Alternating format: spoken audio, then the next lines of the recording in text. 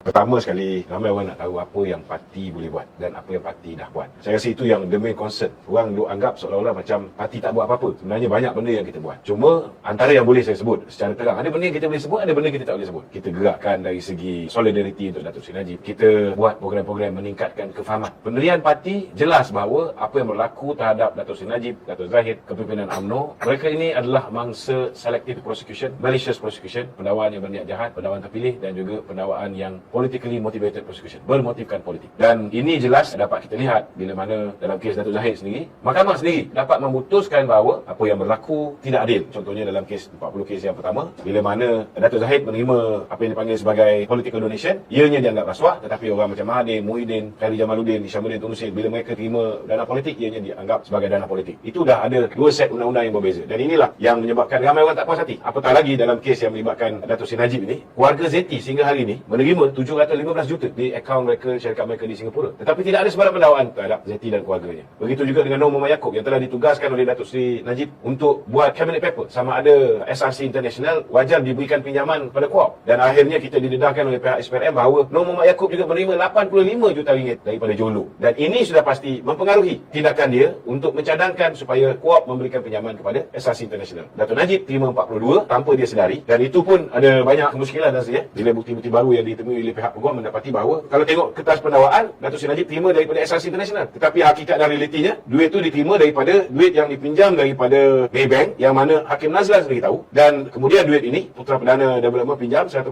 juta. Duit ini yang masuk dalam akaun Datuk Najib, dan daripada akaun Datuk Najib masuk ke dalam akaun SRC International. Dia terbalik. Kalau nak ikutkan dari segi charges itu pun dah rosak lah. Dan kita sendiri melihat bagaimana dalam proses Taiwan, peluang Datuk Seri Najib nak mendapatkan Queen Counsel dinafikan, peluang Datuk Seri Najib untuk peguam baru dia membaca, meneliti dokumen-dokumen yang Tan Sri Tommy Thomas dalam buku Justice in Wilderness sendiri mengatakan dia terpaksa ambil orang luar bawa masuk mengendalikan kes ini kerana lebih 30,000 muka surat. Tapi dia tahu pula benda tu banyak dan perlukan masa, tapi bila peguam Datuk Seri Najib minta masa, tidak diberikan. Jadi sudah pastilah ahli-ahli UMNO tidak berpuas hati dengan apa yang diperlakukan ke atas mantan Perdana Menteri. Dan inilah antara kerja-kerja yang kita buat di pihak parti. Kita memberikan kesedaran kepada rakyat bahawa Datuk Seri Najib tidak mendapat pengadilan dengan seadil-adilnya. Tetapi ada juga benda-benda lain yang kita cuba buat, yang kita tak boleh beritahu dengan orang. Yang ini saya pun susah nak cakap kan. Tetapi cuba kita tengok dari segi political will. Saya berani cakap bahawa kalaulah Datuk Seri Najib nak diberikan keadilan, nak diberikan proses justice yang benar-benar dapat dikecapi, kerajaan ini, kerajaan di bawah pentadbiran Datuk Seri Anwar Ibrahim dan juga Datuk Seri Zahid yang akan berikan. Mustahil kita akan dapat keadilan daripada Perikatan Nasional ataupun daripada orang yang bersekongkol dengan Mahathir. No way. Bukti dia simple saja. Kita tengok. The main culprit dalam isu penyelewengan dana 1MDB ni Jolo. Kerajaan Mahathir ambil alih 2018, dia kata dia akan bawa balik Jolo. Mana pergi Jolo? 2018 dia kata hujung tahun, IGP Mahathir kata kita akan bawa balik sebelum hujung tahun ni, 2018. 2018 berlalu, 2019 berlalu, 2020 berlalu. Last kali dia pun berlalu, yang dia bawa balik Jolo.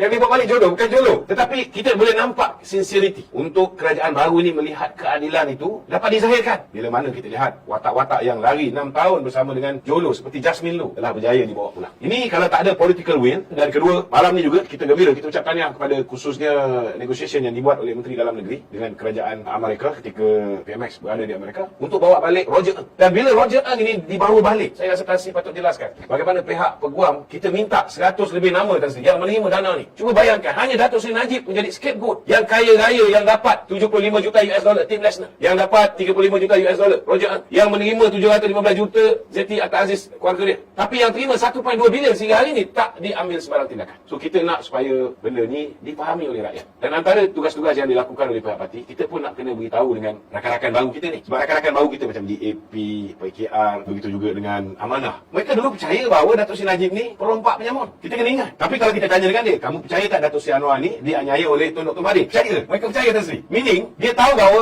Tun Dr. Mahathir is capable dalam menghancurkan hidup seseorang itu, merosakkan badan kehakiman, merosakkan jabatan peguam negara untuk memastikan dia boleh frame siapa saja yang dia suka. So kalau dia boleh buat penganiayaan terhadap Datuk Seri Anwar, itu yang saya ulang berulang kali. Kenapa sukar sangat rakyat nak percaya bahawa Datuk Seri Najib juga boleh dianiaya. So ini antara benda-benda yang parti buat selain daripada usaha-usaha yang tak dapat kita ceritakan secara terang kepada rakyat. Cuma rakyat kena fahamlah. Kalau dulu kita tunggu, tak balik-balik Jolo. Hari ini orang yang bersekongkol dengan Jolo satu persatu sudah pun dibawa ke muka pengadilan. Dan jangan lupa, semalam saya baru sebut 2 hari sudah tentang peguam kepada Tan Sri Muhyiddin Yassin, kita tengok. Belum sempat saya bawa lipat polis, SPRM dah pergi Kelantan. Pejabat Peruslidahan dan seorang lagi puas. Sudah nampak kaitan-kaitan bagaimana proses rundingan untuk bawa balik duit 1MDB ni pun ada sedikit, bukan sedikit, banyak juga benda-benda yang mencurigakan. Dan ini insya-Allah saya yakin jika the main culprit ini dapat kita bawa balik, kita akan dapat kebenaran dan di situlah cahaya ataupun sinar kita akan lihat pembebasan Datuk Seri Najib. Dari segi parti yang rakyat perlu tahu, kita ada mengutarakan apa yang dipanggil sebagai warkah rayuan kepada Kebawah Duli Yang Maha Mulia daripada Kebawah Tuan Agong. Kerana rayuan ini ataupun pengampunan diraja ini memang kuasa Kebawah Duli Tuanku di bawah perkara 40. Kita tak boleh paksa, kita tak boleh tekan. Dulu bila kita hantar warkah rayuan, nama pun rayuan, pun ada orang anggap kita menekan. Jadi benda ni kena buat secara menarik rambut di dalam tepung. Kita tak boleh terlalu harsh, kita tak boleh biadab. Kita kena buat dengan penuh sopan santun, penuh teliti, penuh adab. Dan saya yakin Kebawah Duli Tuanku pun orang yang bijaksana. Dia juga meneliti perkembangan kes Datuk Seri Najib ni. Sudah pasti sebelum beliau berangkat kembali ke Pahang, saya yakin, saya mempunyai keyakinan dan ramai ahli-ahli parti mempunyai keyakinan, beliau juga akan mempertimbangkan pengampunan diraja yang dipohon oleh Peguam Datuk Seri Najib. Walaupun kita tahu bahawa pengampunan ni unik, tak macam pengampunan yang dibuat oleh orang yang mengaku bersalah. Ini pengampunan kerana dia merasakan bahawa dia tidak mendapat keadilan. Saya yakin bahawa insya-Allah Kebawah Duli Tuanku akan mempertimbangkan kerana beliau lebih kenal siapa tu Datuk Seri Najib berbanding dengan kita.